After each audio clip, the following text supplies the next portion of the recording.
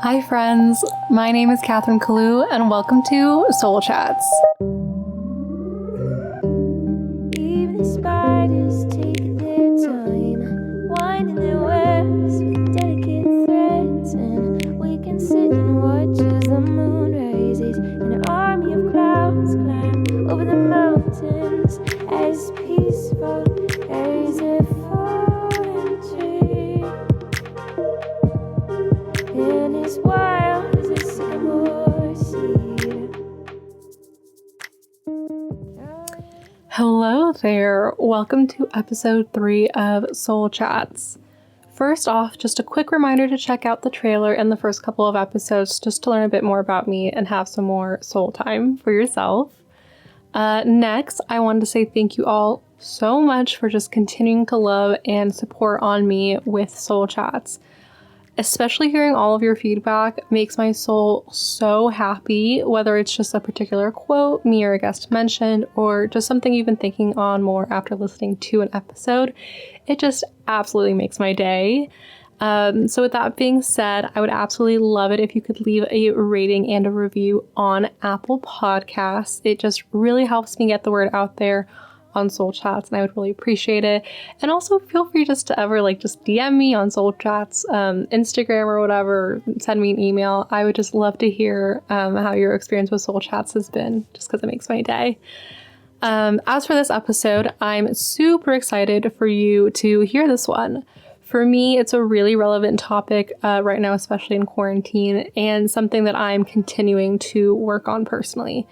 I'm super stoked to be able to talk with this with a friend who inspires me so much through her self-love and practice of self-care. One thing we actually didn't get a chance to mention during the episode is one of Jordan's personal passion projects, the Distress Project. The Distress Project is a donation-based local clothing drive with 100% of the profit used to further assist Black Lives Matter organizations. It's an absolutely amazing project that Jordan and some of her friends put together that I love to support. So I would highly encourage you to. I'll be linking her socials on my website if you'd like to check it out. And lastly, of course, we're still working on improving the podcast. So thank you all so much for being patient with the audio quality and such. Alrighty, awesome. I think that's everything. So please enjoy the show.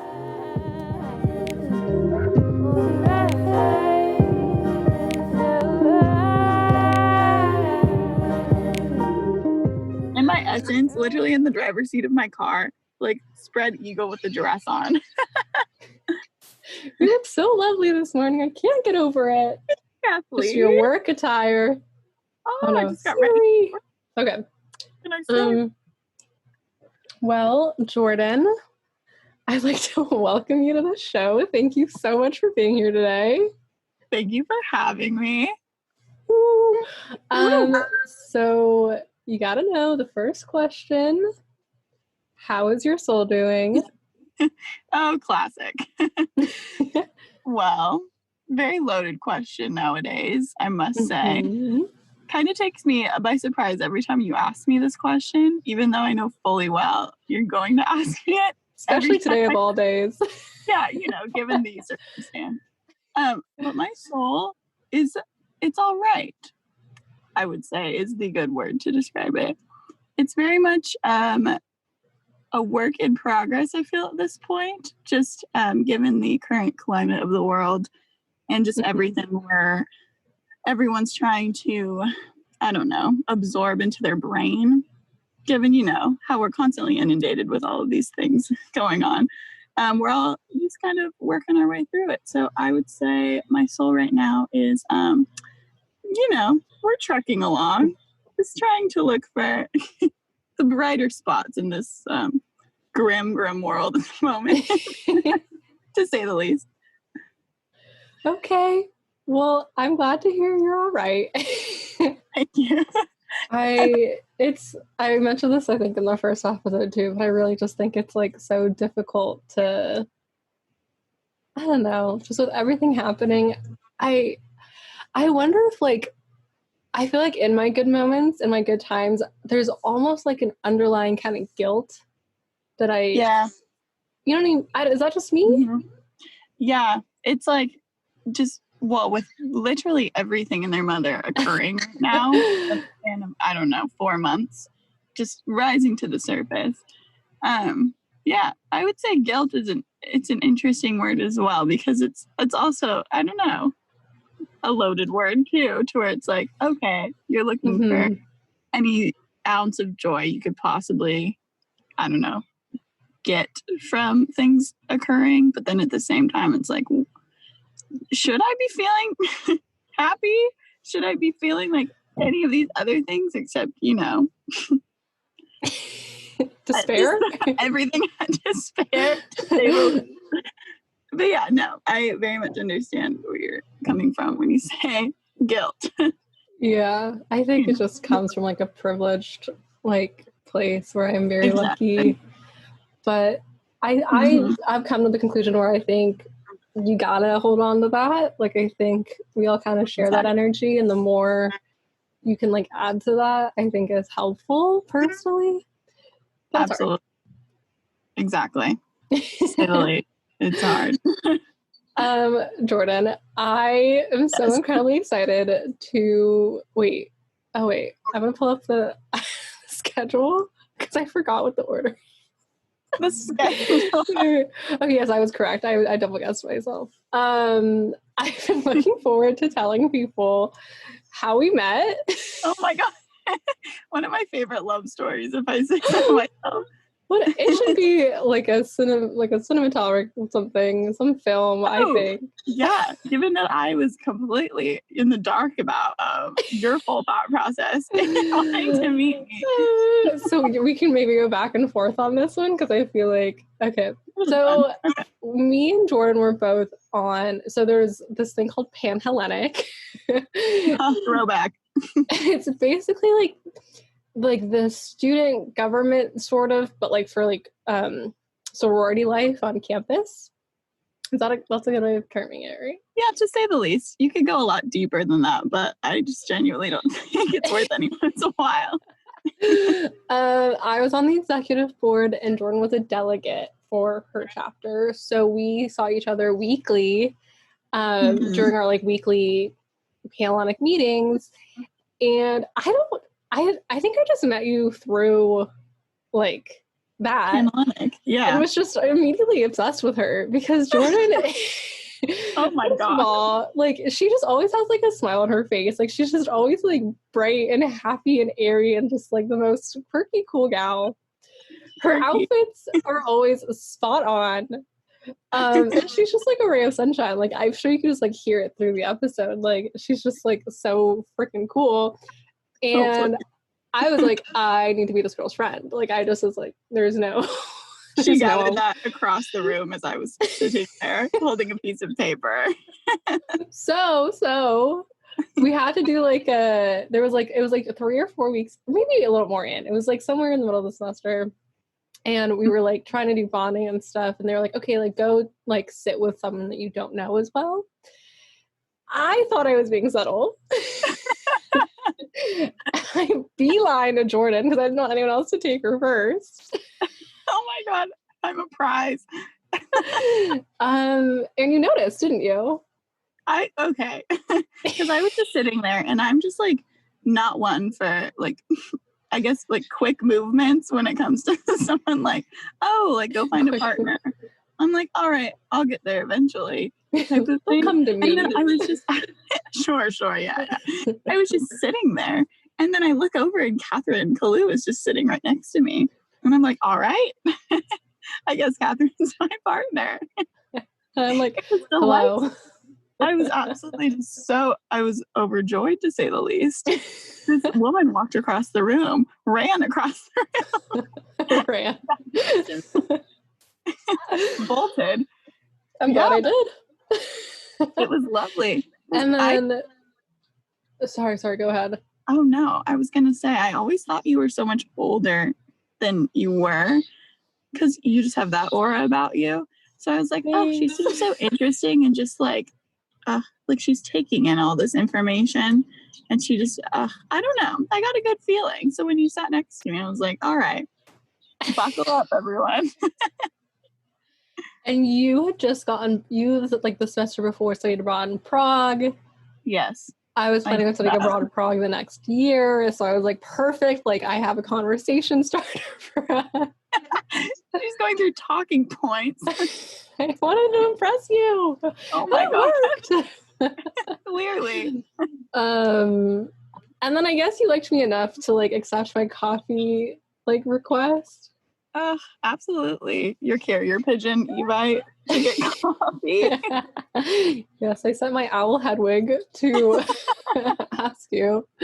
And then this is like one of my favorite like friend dates that I've ever been on. We literally went to like this coffee shop near, so we went to the same college, if you didn't pick up on that by now. Yeah. And we went to like a nearby coffee shop, and me and like Jordan's a huge coffee shop host. She's a barista, and she's just a coffee shop fan. I'm just a coffee shop fan and like want to be barista one day. So we go to this. It takes a minute. Level. We're all trying to be Jordan nowadays, you know. Oh, please. And we go to this coffee shop, and there's like mostly just tables. I'm getting so in depth on this story here. I hope people appreciate it. I want everyone to feel like they were there because it was just, the energy was so tangible. I'm just reliving the good moments. And there's like one booth, and it's like near like the front window, and we like, you sit on the same side of the booth, like that's the way it's set up. So it's like very like intimate. And we literally sit next to each other. This is before the era of AirPods, like 2 years ago. And we like shared one of our like earbuds with each other and like literally shared music. Like it was the most beautiful moment because I don't even know how that came about. I think we were just talking about our favorite song. Mm-hmm. And then you put on this like very dramatic, sad song. And I just remember having this like uplifting, like soul moment in like this coffee shop where we were sitting on the same side of the booth. And it was not a comfortable booth either. It was like hardwood. No, it was not. And then the rest is history. Well, that's when you introduced me to yoke lore. Was that day? Mm-hmm. Wow. Okay. And then we went and saw his concert. I think that like the semester after. Now me and Jordan shirts. Only hang out. Oh yeah, we have matching shirts. Yes. We only hang out in coffee shops. Mm-hmm. It's exclusive. It really and thrift stores. Slightly annoying, but it'll do. I love it. It's beautiful. Yeah, is that, I don't know, did I miss anything? I feel like that was pretty that's the gist. That's like a play-by-play as to the entirety of our friendship thus far. It's so beautiful and simple. Wanted to know. Yes, everyone needs to know the story. So I'm just gonna, okay. Again, I need to look at the order of things. I'm so not good at this. So Jordan. Catherine. I would love if you told the people kind of who you are, what your story is, anything that means to you. Oh, baby. It's really funny because they prepare you to do things like this in interviews, like tell me about yourself. And every time I find myself just like babbling. Like first thing please babble along. I would love it. And it's like, oh, no one really wanted to know any of this about me, like what I had for breakfast this morning, or I don't know. I want to know. What did you have for breakfast this morning? Please don't yell at me. I had egg whites for breakfast. Why would I yell at you? What's wrong because with that? No one likes egg whites except for me, I've decided. Do you not like egg yolk? I mean, it's not my favorite, but I'll consume it. I just really go out of my way to buy egg whites. Just a fun quirk about Jordan. See, no, I appreciate that because people are gonna hate me. I don't love food waste in general. Like I try to be more of a sustainable gal. And so when people buy eggs and just take out the egg yolk and then just toss it in the trash. No, you could do so much with that. That's a bummer to me. So I appreciate the fact that you just buy egg whites. I think that's there's nothing wrong with that. Yeah, because I'm taking out the component that I wouldn't necessarily consume. And just splurging a little bit on my egg whites. On your egg whites. Anyways. I love that for you. So that's your story. Awesome. Thank you so much. So I really like egg whites. That's basically the gist of everything. I didn't know that. I appreciate that. Thank you. Okay, good. Well, my name is Jordan. Hi, Jordan. Nice to meet everyone. I am born and raised in Southern California. I grew up, oh yeah, SoCal baby. I grew up inland. It's called the Inland Empire. It's probably because I also went to school at Chapman University with my fellow comrade Catherine over Panther. Go Pants! here. It was about an hour south of Orange in a town called Corona. Everyone laugh at that a little bit. Insensitive. Oh, interesting. I think not. Anyways, lived there. I played sports pretty much my whole life growing up, which is very interesting looking back at that now. What because sports? I don't play sports anymore. I'm surprised I did not know that. Okay. So many. I literally, because my parents were very big advocates of team environment. And looking back, I'm like, I'm very glad I did that because I enjoy a good teamwork exercise. Oh my gosh, I love the Koehnkes. The Koehnkes just really were having a heyday with me. But I played soccer for a while, played basketball. One time I was the only gal on a men's basketball team. It was horrible. Oh. No. It was god awful. Still proud of you. Thank you. I ran track for a hot minute, which is interesting. Wow, fit gal. Okay. Yeah, that lasted like 3 months. And then it wasn't until one day my mom was like, Jordan, I can't have you play contact sports anymore because you're not aggressive enough. She literally said that to my face. So I said, you're right, Mom. She's right. She put me in volleyball. So I played volleyball for like 7 years. And that was probably obviously my favorite sport because limited physical contact of other humans. And also I really liked it in the meantime. Anyway, I did that. Played volleyball for quite some time. It was good. And then I applied to schools, got into Chapman, which is very interesting. Never really had a dream school or anything type situation. Mm-hmm. I kind of was just like, this seems good for the meantime. And then I went. And went to Chapman full 4 years. I majored in strategic and corporate communication. Ow. A minor in political science. Ow. So, seem familiar? I think not. Did we have a class together? I don't know. We did with what's his name? Michael. It was like with Abby as well. The bald guy. It was like barely a class. This is SEC? Maybe we didn't. No. I think we just like talked a lot about Lawrence that one period of time. We don't have to talk about that now. We both took the same professor at different times. Oh yeah, you were taking it. Okay, because we had a semester where we had like a standing coffee day every week. Every Wednesday afternoons. After class on Wednesday, it was just given that we would meet somewhere in the circle just to have coffee for like an hour and a half and then go to our class. And occasionally we'd bring friends along, but like normally I sometimes had to sneak away because I would just be like, I just want to see Catherine today. Oh, oh yeah. Sweet to me. Yes, my experience at Chapman was incredible. Honestly, I met some of the best people I've ever had the pleasure of knowing thus far in the 23 years of my life. Joined a sorority my first year. Very interesting time. Very interesting, but good. And I graduated last May 2019. So I've been post-grad now for about a little over a year now. Crazy. Wild. Yeah. And ever since then, I've been just working at a coffee shop in Costa Mesa called Moon Goat Coffee. And then, I've just also been working with just a fun thing too. I've always been interested in event planning, but I've been working with like a wedding planner for like maybe 5 years now, ever since like I was a freshman in college. And that's just like a fun little side gig like to have. So, just branching out in all my hobbies. But yeah, can't complain too much. Life is good. We're moving and grooving. So that's like Jordan's, I don't know, adolescent life thus far. Adolescent. I'm just a child. I loved that. Thank you so much. Thanks. I learned a lot about you. I feel like that's actually very insightful for me. Oh, also, I love egg whites. Forgot to do that there, The too. most important part of the story, egg whites. Yes. I know what I'm getting you for your birthday. A carton of egg whites. A carton of egg whites and like a coffee mug. I'll put the egg Ew. whites in the coffee mug. Oh, that would be the worst thing.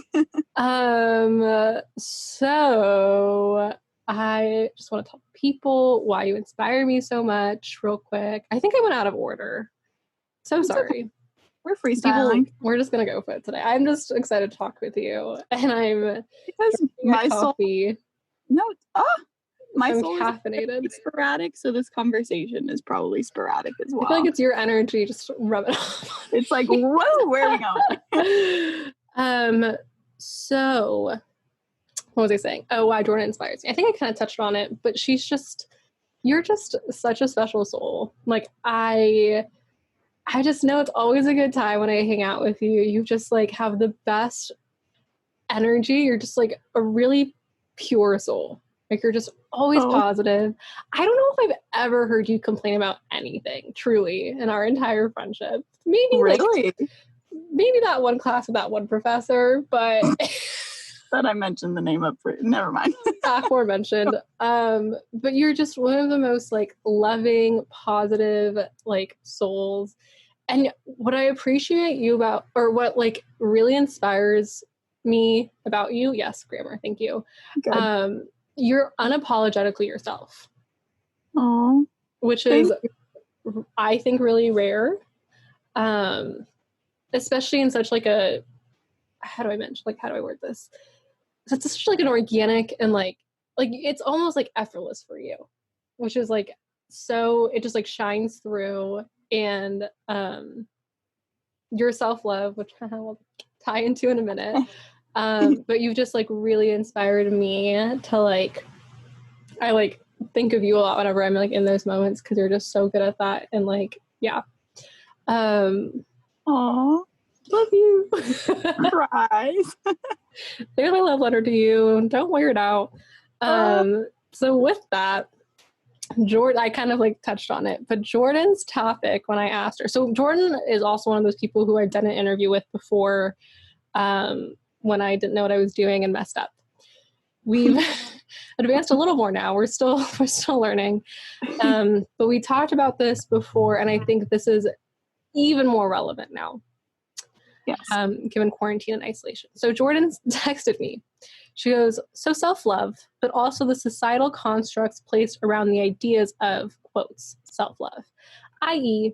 relationships, hobbies, presentation of happiness / social media, etc.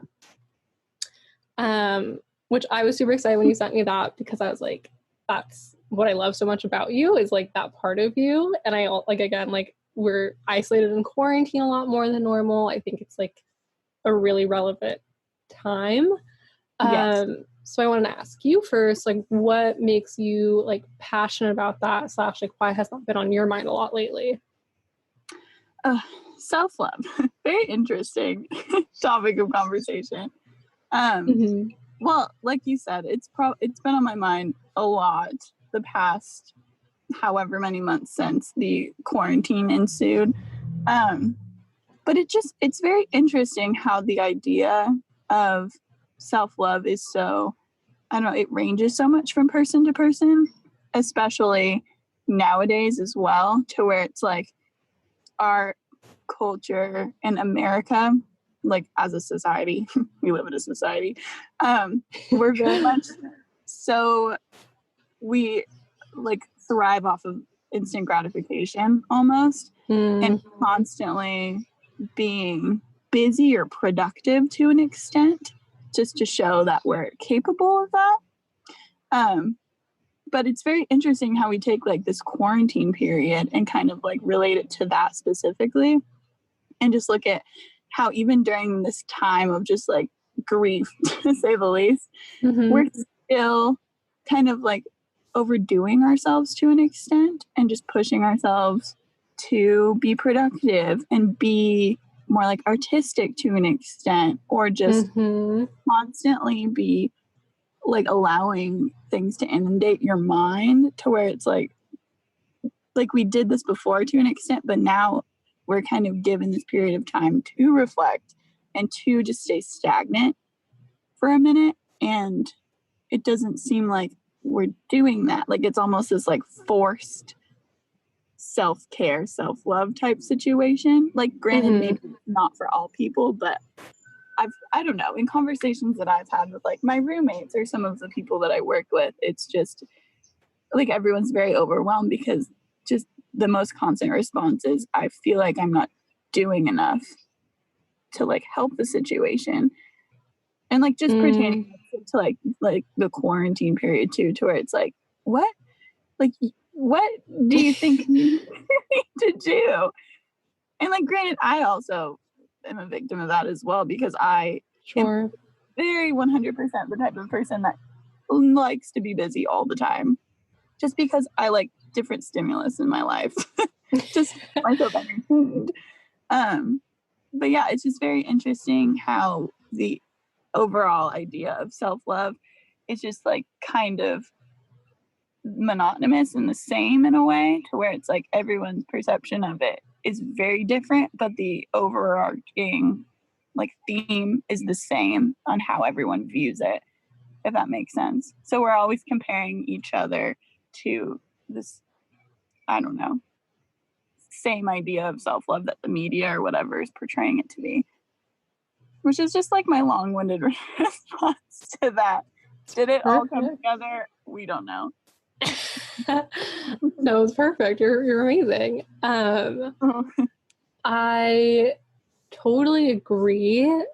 And I kind of wonder like what's your, and I don't mean like we're going to get into like for yourself later, but just kind of like what is your definition of self-love? Like what does that encompass to you? Oh, to me specifically, it just seems so simple, but just just very standard. But just doing things that genuinely make you happy. What a concept. But yeah, just genuinely doing things where it's like, I'm doing this because it brings me some ounce of joy, or just doing things because, not because you saw someone else doing it or you feel threatened by something else happening, but it's just knowing yourself well enough to take a step back and be like, yes, this person is doing it this way, but also, will that make me happy? Or doing something else, like taking a drive, reading a book, or I don't know, painting. It's not going to make, like, all those things aren't going to make everyone happy. So it's just knowing yourself well enough to try to find those little joys in life that actually sincerely bring you happiness. And then that leads to more, I don't know, of you loving and appreciating yourself because you're able to recognize that. You know? I think it's like so interesting because I went to like a meeting for Chop Femmes like junior, sophomore year, something like that a while ago. And we kind of talked about how in the media, self-love, I think self-care is kind of a part of self-love. I don't think that's what all it is. But in the media, in like society, I feel like they very much equate it a lot of the time. And then it turns into consumerism and capitalism. So it's kind of this idea of like face masks and like, you know, like doing your nails. And I do think like for some people, especially like women, that can very much be a thing. Like I do enjoy that, but I don't do that every night. No. You know, I'll do it maybe once a month or something like that. And then I'm like, oh my gosh, I'm not doing self-care. Like I'm not doing self-love. And then there's this kind of whole, I think that feeds into like the female kind of experience and such. Whereas like, I thought that's what self-love was when I was like younger, still young. Yes. But the older I've kind of gotten, like I think it is partly knowing yourself, knowing what you love, and like just like for me, it's very much like loving and enjoying my own company. Oh, 100%. Oh, You're right. Thanks. Well, I very much experienced that while I was abroad. Like, I was like, I loved myself. And then I was abroad and I was like, well, what do I do by myself? And I think you're right. I think Yeah. a part of that is like reading and painting and finding those things that like feed your soul. Mm-hmm. Oh, absolutely. And like going off of what you were saying too about like consumerism, capitalism, like learning that, especially from a young age, to where like, yes, I feel like media was present when we were younger, but not as present as it is for like our current generation. Just the ability to have that at their disposal, like instantly out of the womb. It's wild. But it's scary. Yeah, very much. But being presented with all of that from a young age on like what we think should make us happy is just, it's very interesting because it's just finding hopefully the balance later on in life and just taking that whole aspect away from it and saying that's okay if it does make me happy, if some of those things that I don't know consumerist culture revolves around is making me joy, that's great. But recognizing that and using that to contribute to your overall sense of self-love is just it's important because it's so easy to get wrapped up in everything that everyone else is talking about will make you happy or make you prettier or just I don't know, like make your teeth whiter, like whatever. But just being able to enjoy your company the most is just such an underrated statement. I feel like not enough people enjoy their own company 100%. I mean, it's very sad. I think so. And it's hard too, because like one thing that I struggle with is I was raised an only child, so I spent a lot of time alone and stuff. Mm-hmm. But what I kind of I recognized while I was abroad. I'm gonna be not a broad girl during this episode because like I really discovered self-love while I was abroad. 100% a broad change. I hate to say it, it did. It's just I think being by yourself for the first time. I mean, I think everyone goes to college, but I think just when you like go to a foreign country and you're like really alone and there's just really like no one, because we both went to a school that's kind of nearby, so we could kind of always go home or see our family and stuff. Mm-hmm. Shoot, I lost my train of thought. Sorry. Abroad. What I kind of recognized was, I did spend a lot of time on my own, like my whole life, but it wasn't until I went abroad I realized like it wasn't quality time. You know, it was kind of just like I hate wasting time, but it was very much, and I do think consuming media can be a part of self-care, but I think we do a lot of it sometimes to the point where it's like it's no longer quality, it's just like passing time. Yes, passing time to the next thing that's occurring in your life or the next person you're going to be actually spending that quality time with. Exactly. It's like a buffer period for sure. Yeah. Mm-hmm. And then you're just like waiting to be with someone, whether that's like a friend, a partner, a family member, like whatever class. But then I was like, oh, I should like, I don't know, spend time with myself when I'm by myself, not just like watch like YouTube for 2 hours or something. Yeah, exactly. Because it's the internet, well, social media has evolved tenfold since I was a youth. So it's just so easily at our disposal to where it's like we become so reliant on that.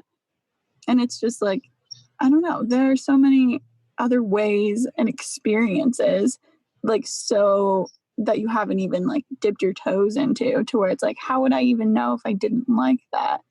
Because I don't know, us as people are very prone to not enjoying change as well. So it's like, oh yeah, I'm willing to like take the sacrifice to like change a part of myself because it is scary, but also I don't know, I feel like change is necessary. And even if you look back at say like, I don't know, last year or I don't know, 4 months ago, and you think of like how you've changed as a person, like hopefully it's in some sort of like way, like you've evolved in a way to where it's like, okay, this has been good. I've learned a lot.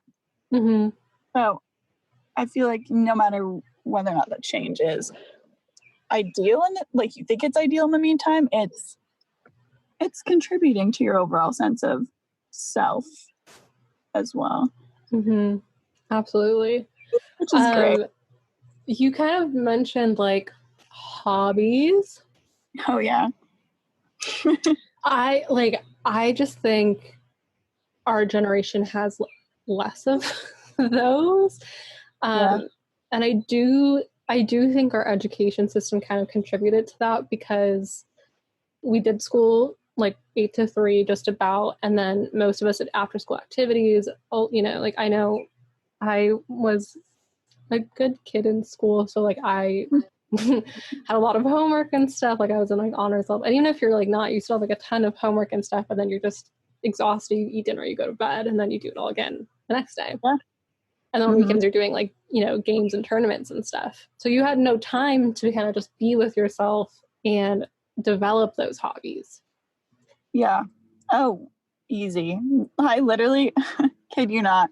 Because basically, as long as I could remember in my life specifically, it's always been like, well, in high school it was sports. So you'd go to school, you'd take however many classes, and then you'd have to do the homework for those classes, and then also do your sport, leisure, or after school activities, and then continue. It's like a cyclical pattern of doing these things to where it's like at some point you kind of reach I don't even really know why I'm doing this anymore. Yes. It's sad, but it's also, and even college too, you're just constantly doing some sort of homework or social activity to where it's like there were times when I stepped back and I was like, I don't actually want to be here, but I'm here because I made this commitment. And then you obviously change as a person over time, and your commitments, and like, I don't know, happiness around those commitments is going to change as well. So when I got out of college a year ago, I literally hit this this middle-aged crisis type of thing where I was like, what do I actually enjoy doing as a person? And it sounds so sad. It sounds so sad, but you get out of college and it's kind of like you've been coddled for God knows how long in this bubble of school, and then these social activities that have basically just already been created for you that you just have to participate in. And then you go out of college and you're kind of like, oh, I actually haven't had any sort of time to pursue any passions that I'm interested in, or what job I actually want to do. So yeah, you kind of hit this wall on okay, identity crisis. Who am I? What do I like to do? Let me try to figure that out. And it's wild. How's that journey been for you? Post-grad and in quarantine? Yeah, it's been very interesting, I'd say. Say the least. Well, I look back on right when I got out of school, and I was working, I think I got the job that I have now right after I got out of school. And coffee for me was always something that I've just loved. I adore it so much. Just everything about the community. It's just such a simple occupation to where it just makes going to work just genuinely so enjoyable every day. So I got out of school and then I continued working in coffee. And I don't know, I think working there on top of just moving out with some of my good friends and just kind of having this new sense of time exist in the world, literally hours every day where I was like, wow, I don't have to write a 10-page paper in 3 hours. This is good. But yeah, it was really hard at first. I had a hard time wrapping my mind around the fact that I am not going to be busy all the time now, which is such a weird thing to say. And free time. I'm just a product. I'm just a mere product of this capitalistic society that we live in. Love that for us. Seriously. But yeah, just ever since then, it's just I've been kind of taking the little joys that I experience every day and kind of expanding on them. Because if I, please, but like Beautiful. if I like something or want to try something, it's kind of just only me holding myself back there, because I am granted the gift of time now, and time is so underrated, because time is really the only thing that we have on this planet for now, at least. So it's just learning to take advantage of that resource and not really using excuses as much anymore, because I was so able to use excuses before in my life. Ooh. You know? So yeah, that's interesting. Yeah. Holding myself accountable has just become a huge attribute to like my self-loving process, if you may. Wait, that's so interesting. I've never thought of it in terms of like excuses. Mm-hmm. Why would we make excuses to not practice self-love? Like, why would we not want to experience that, you think? Well, I think the idea of like loving yourself and just like actually facing a lot of things that have happened thus far in your life, whether they're like inner demons or just certain memories from the past or relationships that you've kind of just been like pushing under the rug. It's like I've come to learn too, it's very hard to kind of head on look at yourself and just be like, okay, you need to actually like focus on this part of your life, or else you're not going to improve and you're not going to get better. Just, holding yourself accountable, not only emotionally, but like physically, spiritually, whatever you may pursue. But I don't know, because excuses are so easy, and then they're so easy to use in everyday life. And then there comes a point to where it just becomes second nature to just be like, oh, I can't, like, I don't want to. And then that becomes part of your like dialogue, where it's like, I can't, or like, oh, I'm busy, I'm tired. And it's like, okay, when am I finally going to not say those things? You know? Wow, no, I know that's so. You're like, I'm thinking about my inner demons. No, self-love is hard. It's very hard. I wonder why. Like, I'm thinking. I think I have a theory. Tell me. Because even before social media or anything existed in the world, like in that realm, we were still very, I don't know, like we're so easy to just see someone else's life and compare it to our own, and then immediately look at ourselves and just like disdain because we're not living up to that lifestyle. But then it's like that person's probably doing the same thing to another person, and it's this ongoing pattern of trying to please one another, when at the core, us as people, like, I don't know about you, but it's like when I walk into a room, sometimes I'm immediately like, oh my god, everyone's gonna be looking at me. But then like you actually walk into the room and most people are so absorbed in their own thoughts and like conversations or whatever that they don't care about you. Mm-hmm. No, 100%. Like, not in a pessimistic way, but they're like, everyone's more concerned about their own presentation in this world, but they're not caring about the way others present themselves necessarily. If that made any sense. Like I also think we're more critical on our, like, even if some, like, I think with friends sometimes, like, they are looking at you because they do care about you. At least I do that with my friends. I would hope you guys, I don't know, I feel like you guys do. And like, if something, whatever, I'm not criticizing and whatever them, like, I'm like, you good? Like, what's up? And I'm like, why am I expecting the worst? Yeah. Oh, absolutely.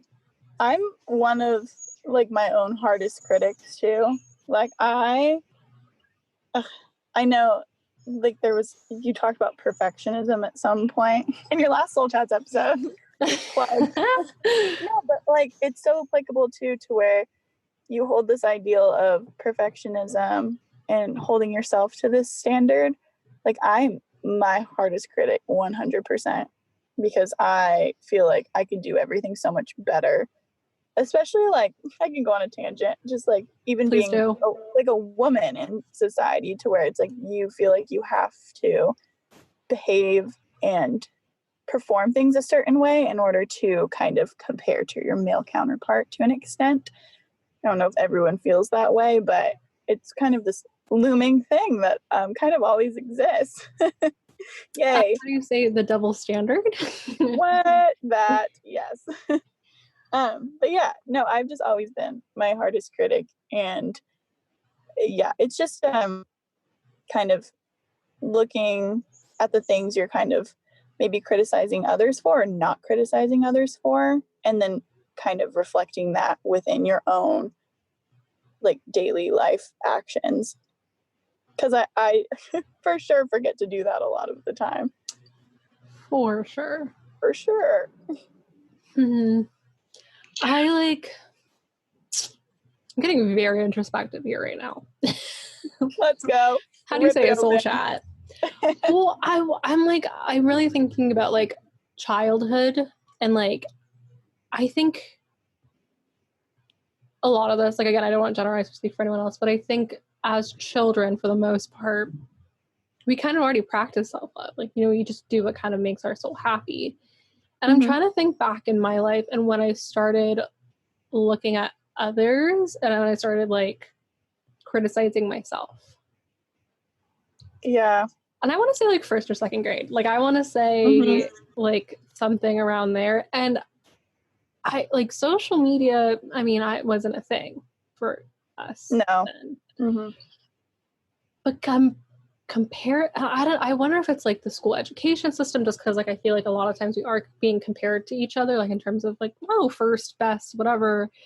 I don't know. Like, can you remember like when you started, I don't know, not practicing self-love naturally? Yeah, I guess. Yeah.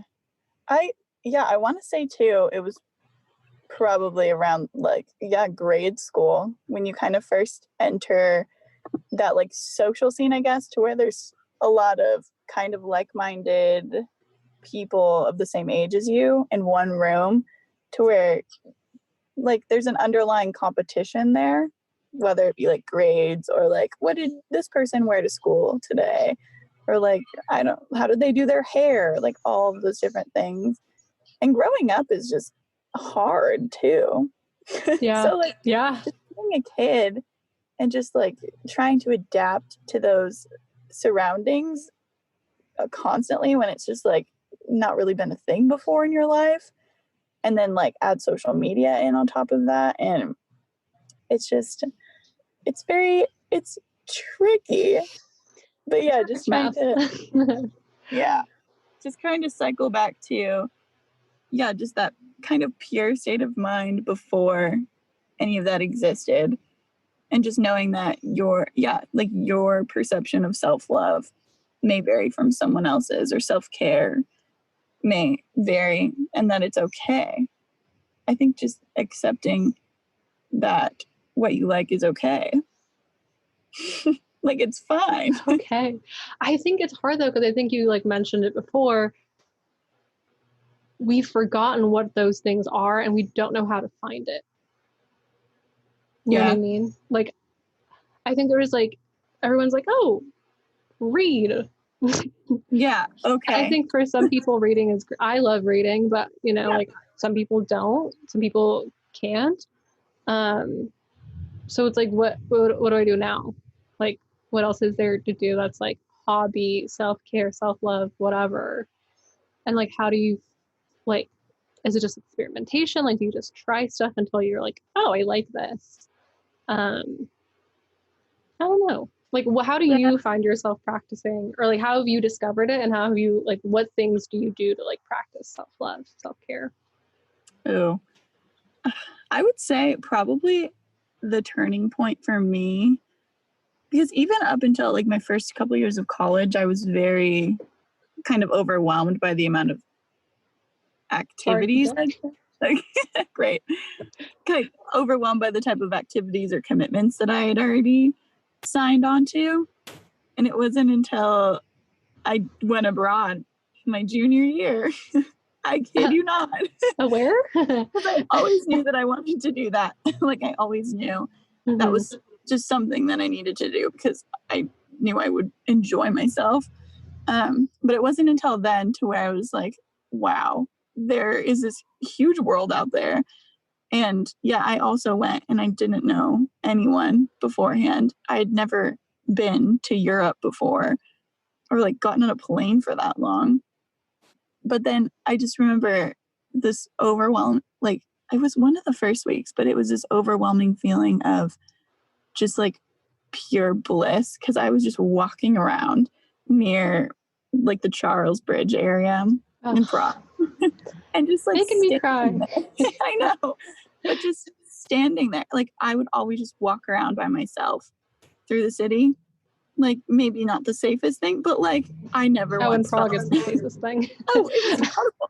It was fine. Listening to Beige. Oh my god. No, but I just remember I would constantly just find myself wanting just to walk around by myself or just stand and just like look and just take in everything around me. And then I would just, yeah, nothing else really mattered in those moments because I realized that I can very much entertain myself in any way possible. And I'm not really holding anyone's like emotions or thought processes like accountable in that moment. And there's so much beauty about you like at the end of the day you just like have yourself, so, and you know yourself probably better than anyone, so just being able to like just please yourself in that way or just do certain things that you know you prefer, it's such a simple lovely existence because nothing else really, like no one else's opinions really matter when it's just you, obviously. But yeah, I would long story short, I definitely say, yeah, just being in Prague was kind of the turning point for me in terms of just like learning these little things, these very simplistic things that brought me joy, like taking a walk. Or I would literally sit in coffee shops for like 6 hours and just like stare out the window. And it was great. But yeah. And then after that, I think it's just, yeah, accepting the things that, or just recognizing the little things that do make you happy, whether it's like music or even people that just bring joy to your life, because also people are a huge contribution of your overall sense of self. So just surrounding yourself with those who are kind of like-minded individuals that will further you in the best way possible. I feel like that's such a huge contributor, especially for me too, just kind of pinpointing those certain people that I know will be around long term and then help me develop as a person. Yeah. So yeah, kind of recognizing those people as well as yourself. Just listening to yourself and other people. Listening has been the theme of this year, let me just tell you. Oh, absolutely. It's okay to listen. It's okay. You mentioned, I think, loneliness. And I was like, ooh. Because we both found ourselves in Prague. Sorry, everyone. I, like you said, you're like, ultimately, like, we are alone. You know, we like come into this world alone. We exit this world alone. You fall asleep alone. You wake up alone. Like, yes, we're all together and we're all one, but at the end of the day, like, you're alone. And I think it's wild because being alone and feeling lonely, I think, are two different things. And I think you can be alone. I think when I was abroad, I felt very lonely. And it's because I didn't love myself. Because I didn't appreciate and like enjoy my own company. And it's kind of like if you love yourself, you'll never feel lonely. Mm-hmm. Yeah. Oh, I 100% agree. Because there's such a huge difference in my head too. Because people throw around the term like, oh, I'm so lonely. And it's like, okay, at what point are you just saying like, oh, I'm lonely when you're just like physically alone? Because to me, lonely is very internal, and Yep. alone is just like I'm physically the only one here right now. But yeah, kind of differentiating the two there to where it's like, okay, it's great to be alone in certain situations because like I need my alone time. My God. But Don't we all? yes. But yeah, being lonely, I very much agree, kind of coincides with not full acceptance of yourself yet. And it's like, how do you find that acceptance? I don't know. I don't I don't know any of Couldn't the tell ya. answers. Because I think it's different for everyone too. Yeah. Yeah. Like it just varies so much person to person and how they kind of, I don't know, solve their loneliness. But yeah, I feel like it takes some ounce of loneliness to kind of get to the next or give you a push to kind of see, okay, like this is how I'm feeling. Like these are the things I need to work on. So you can then get to the point of like just being alone. Because I think the term being alone is like incredible. Like when you're like, I'm alone, like even if you're like, I'm single, you're just like, I'm alone. Like I think there's such great caliber, like both of those words. Because it's such an empowering term to where it's like, I don't need anyone right now. Like, yes, maybe someone can contribute to my life in a way that benefits the both of us. That's great. But yeah, I don't look at especially the term alone as like a negative connotation by any means. I think it's very much an empowering term. Kind of went on that tangent. Oh my gosh. We've discussed this, but romantic relationships. Woo! I don't know how I feel about them. Like I have seen so many people not having that self-love, looking for that love in others, and still feeling lonely. I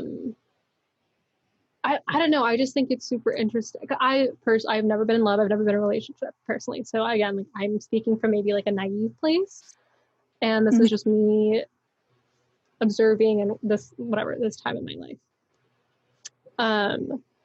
But I don't know. I think I'm trying to figure out what I want to say here. Sorry. Doing great. Thanks. I think I've seen a lot, and again, college, whatever. I've seen a lot of my friends, my peers, being in relationships, like being in those relationships to the exclusion of their friends and to the exclusion of everyone else. And I think there's a honeymoon phase. I get it. There's, puppy, whatever. I get it. And then that's what I think. What I struggle with is when that becomes a relationship. Like you are together and you are together. Like that's just who you are at this point. And then to the exclusion of others, and you aren't really practicing self-love. You're not really practicing alone time anymore. You're very much like anytime you have, you're spending with your romantic partner. And when they break up, and I get super hard. You were love this person, cared for this person, whatever. Of course, that's difficult. But then there's so many times where they don't know who they are anymore because they found their worth and love in this other person. Yes.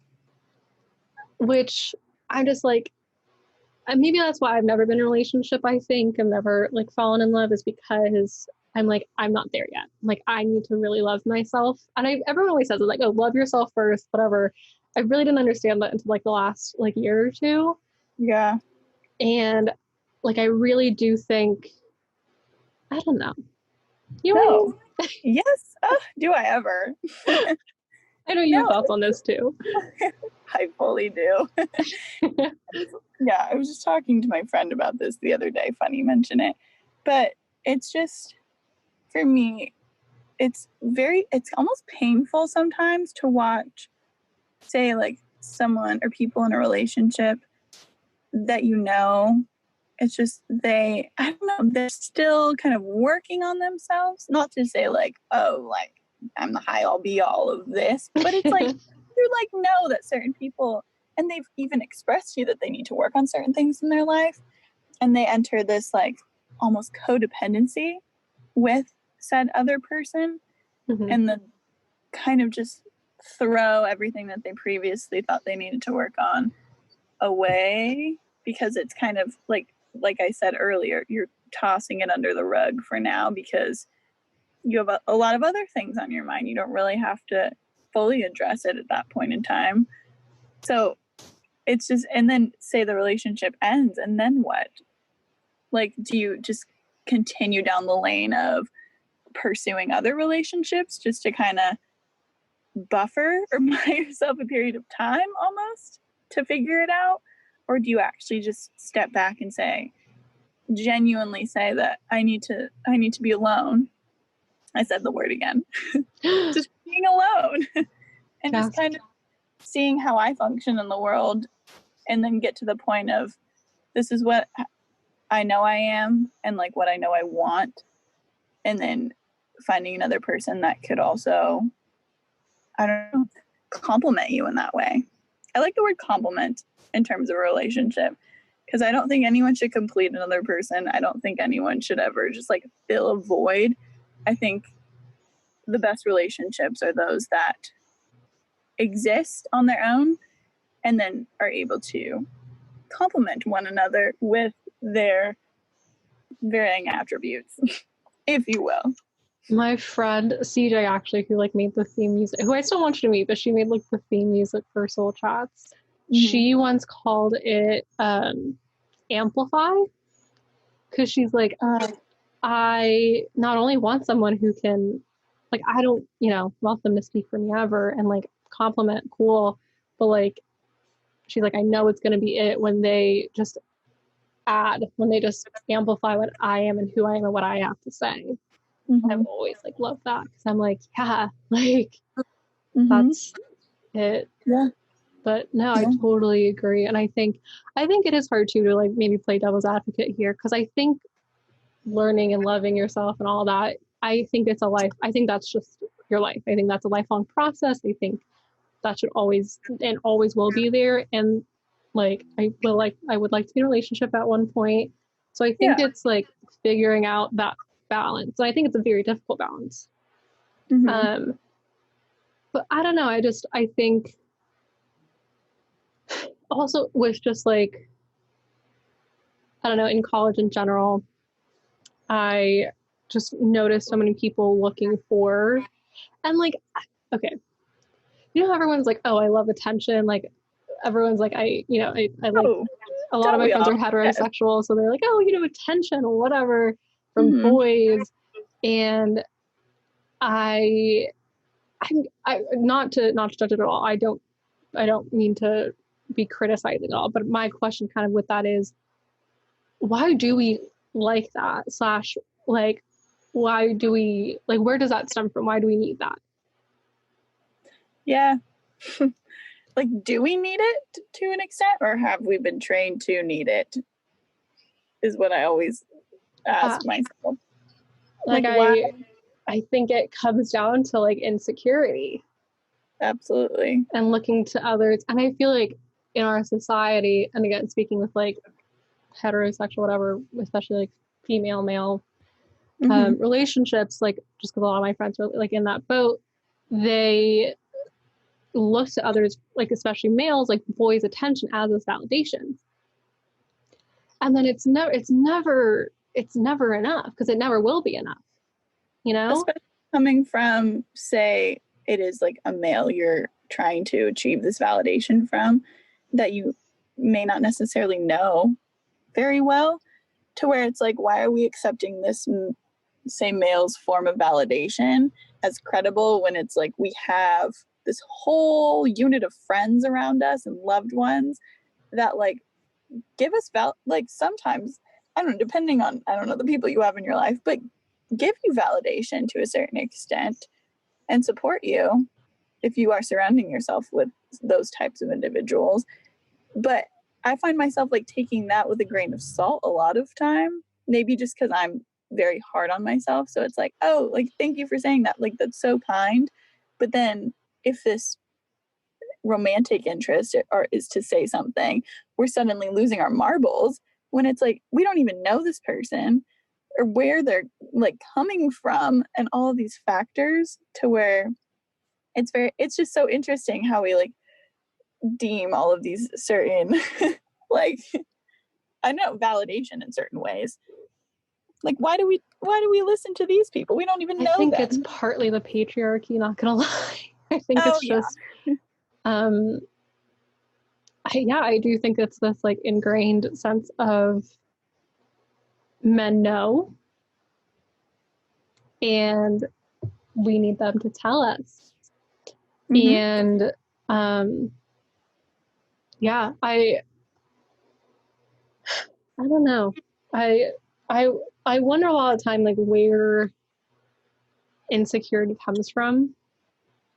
I think that really plays like hand in hand with self-love, because I don't know, like, do you consider less insecurity equating to more self-love and more insecurity equating to less self-love? Does that make sense?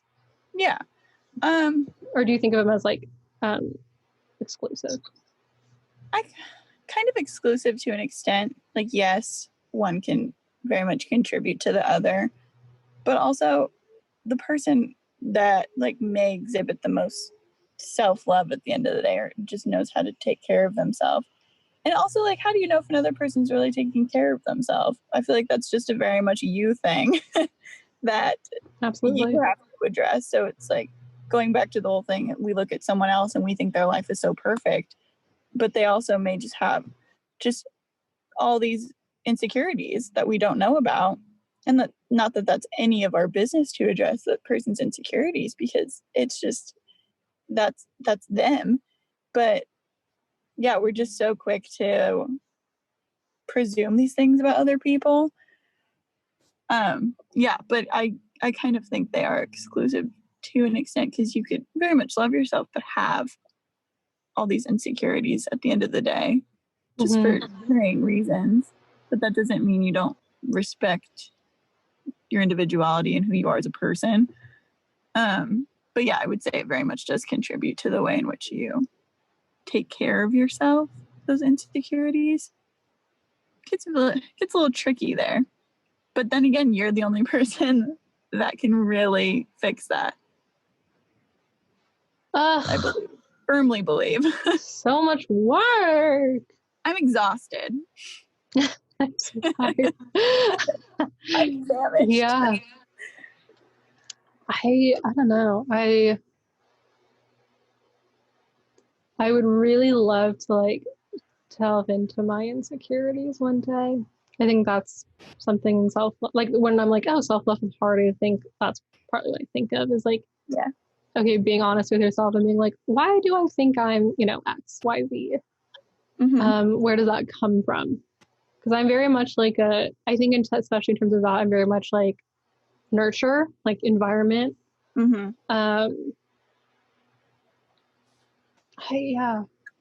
Yeah. When I look at it too, it's like I think of all the reasons why I love certain people in my life. Say like you, or maybe my like mom or dad, or any of them. And I think of just all of the like maybe insecurities or things that they've, I don't know, addressed with me that have made them more human in my eyes. And I'm like, okay, I see that in you and I acknowledge it. And the fact that they're able to kind of just like confide is beautiful. So I kind of, I don't know, feel like you could kind of resemble that for yourself as well, to where it's like, why can't I confide in these insecurities in my head and acknowledge them, and then get to better understand why I think those certain ways leads to like I don't know, a more layered type of love. Because the people that I love most in this world, I feel like I've gotten to know the core of their existence. So why can't it be the same for yourself? Just going back to accountability, you know? I have a question for you. Yes. What do you know what are your, wow, can't speak. Caffeine is hitting. What are your love languages? Oh Can my you rank gosh. them for me? Do you Funny, know yours? I do. I took the test a while ago. I have to take it again to see if I've changed, but I think they're right. So they go by the following. So I'm words of affirmation first. Love me some words. Love the Quality word. time. I love Okay. words. Quality time is second.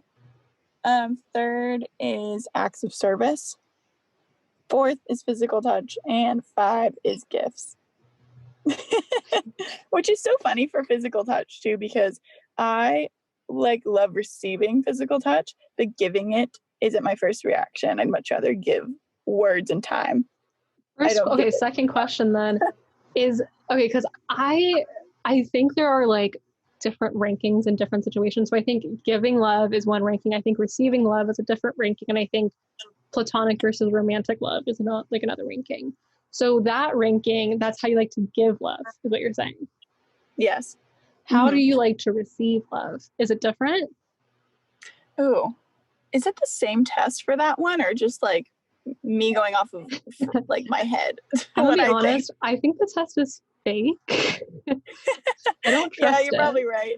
Okay, I kind of just like listen to them and I'm like, okay, like how do I like to receive and how do I like to give? Because I think they are different. Yeah. Okay, well, just freeballing it. Receiving thing, I'd probably say quality time is my number one in terms of receiving. Well. Yeah. Because just knowing you. Yeah, I need time. No, especially because it has to be quality time though, because there's a difference between time spent and actual quality time. Because you could spend all the time in the world with a person and they're not there with you. But if you're hard there snaps to that, with me, then I'm like, oh, take me away. No, but yeah, probably quality time. And then also receiving. It would probably be a tie between like words of affirmation and physical touch in terms of receiving, which is kind of different, but I feel like quality time and words to an extent coincide in a way to where it's like if you're spending quality time with the person, then you're like using probably said words of affirmation during that time that you're spending with them. Maybe that's just a scenario I've established. Can I ask a question? Yeah. What is like an example of like a words of affirmation for you? Like, is it like, Jordan, I love you?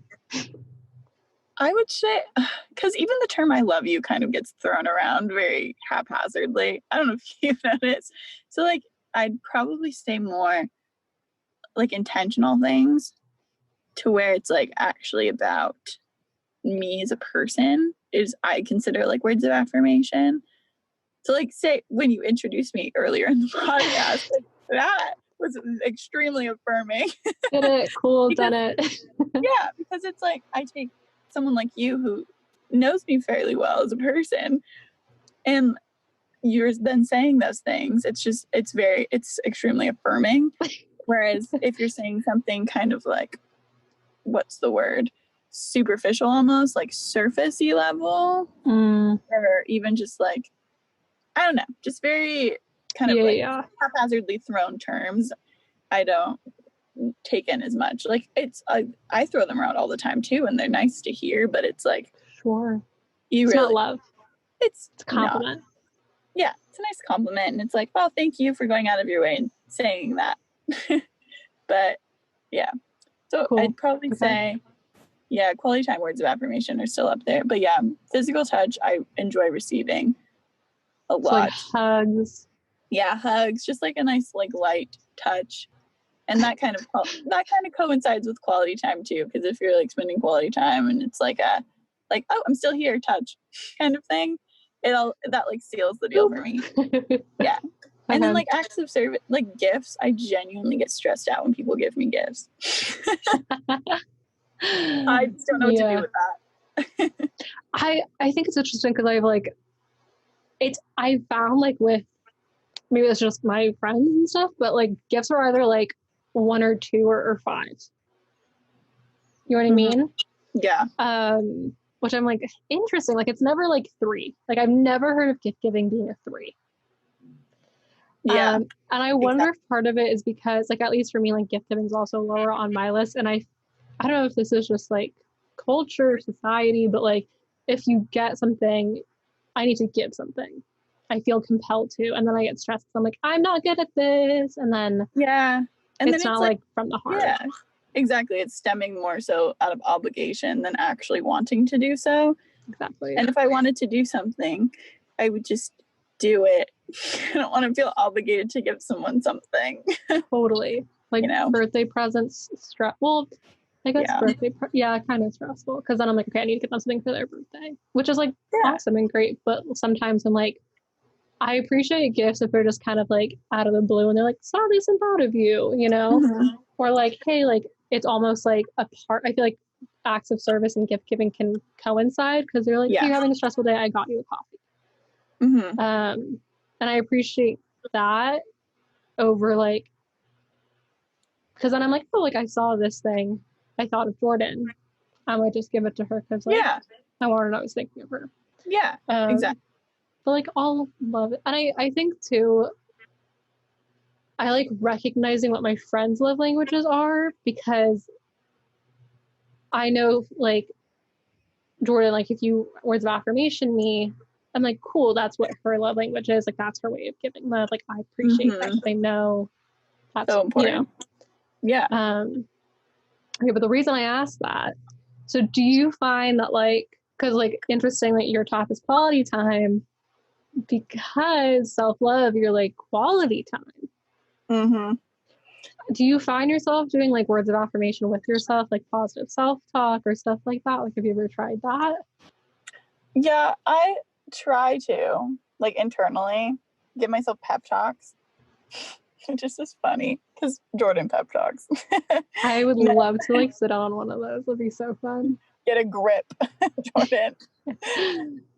No, but I would say just quality time has always been the biggest thing, because it just is a testament for, say, like yourself to show up in a situation, because you don't give yourself enough credit throughout the day. Like you have to do so much stuff on a daily basis that you don't even acknowledge half the time. So just like stepping back and just saying, I did this today, just showing up is a huge thing. And even like in terms of other relationships, friendships you may have, just the ability for a person to show up like mentally and physically is so important, because going back to social media, or just the ability to communicate with someone has changed so much.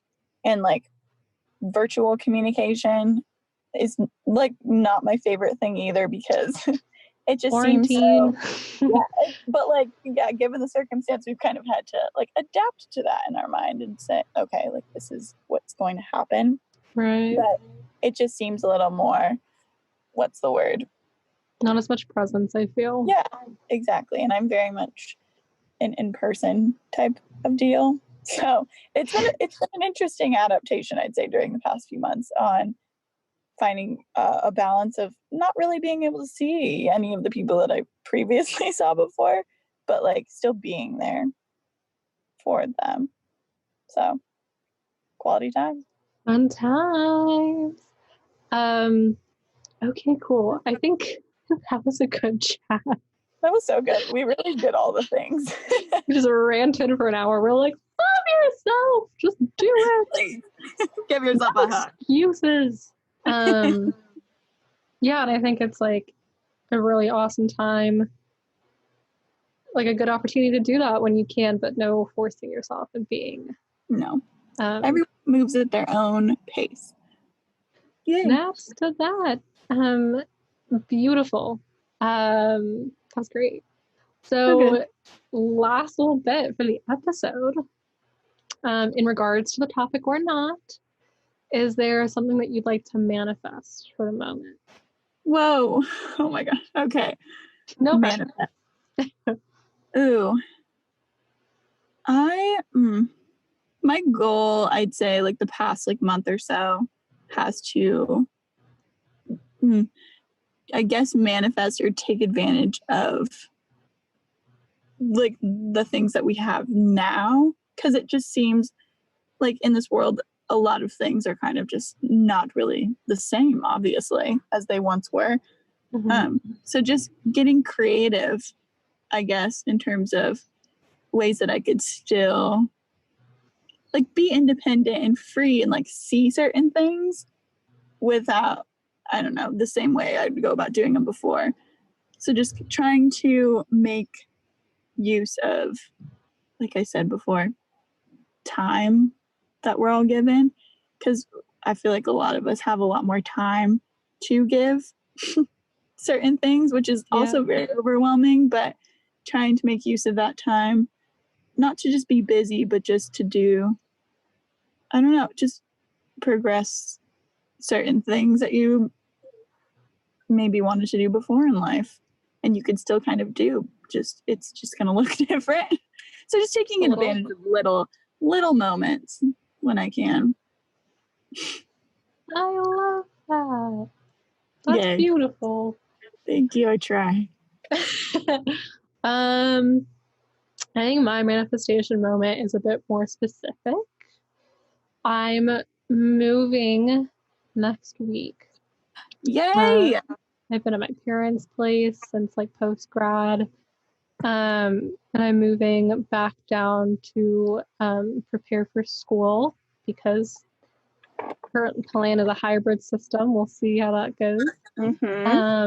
But yeah, so I'm moving down with a roommate, but I would like to manifest like kind of having more personal space, having more time to set habits that help me practice self-love and self-care, because like whenever I'm back home I kind of get back in this like high school younger mentality where I don't have these habits and like mindset thoughtfulness, and I feel like having a new space, a new environment that's kind of fresh, you can kind of set those habits. So I kind of want to manifest like meditating regularly and like journaling I really want to start doing, and just like talking with myself, and like baths, and like I want to make bread. Like I just want to do things that I wanted to do. I'm gonna like bake bread like every other quarantine person.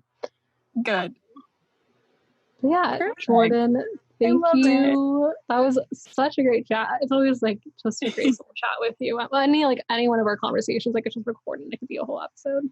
Oh, please do. From now on, just expect to be recorded. Just like a separate series of stream of consciousness from Catherine and Jordan. What if we were ranting for 3 hours? I think we went a little over an hour on that one, but that's okay. It's an hour. That's fine.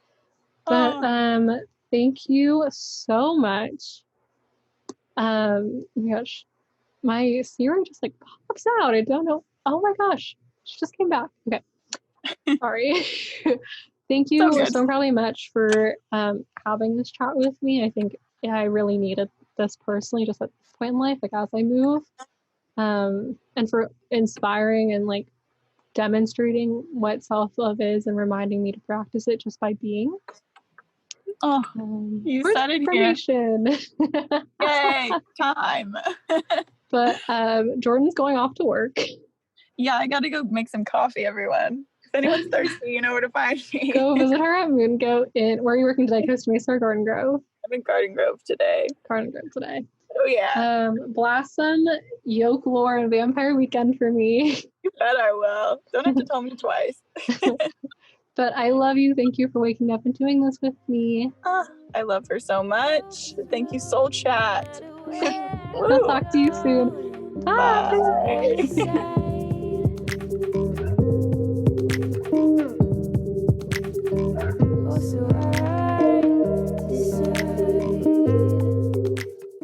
Chats is created and produced by me, Catherine Kalu. Branding and design is completed by Tracy Keller. Theme music is Buen Camino by Miss Brightsea. Be sure to check out and support these fellow creatives by visiting my website, soulchatsbycatherine.com. While you're there, be sure to also check out episode notes, which include some questions brought up during today's episode to keep in mind for the week, as well as our guest links if you'd like to follow them and get to know them a bit more. You can also find links to the show's social media platforms where you can keep up with what Soul Chats is doing next and connect with our community. And of course, please do not forget to subscribe to Soul Chats wherever you listen to podcasts. All right, thanks so much, friends. I'll see you next week.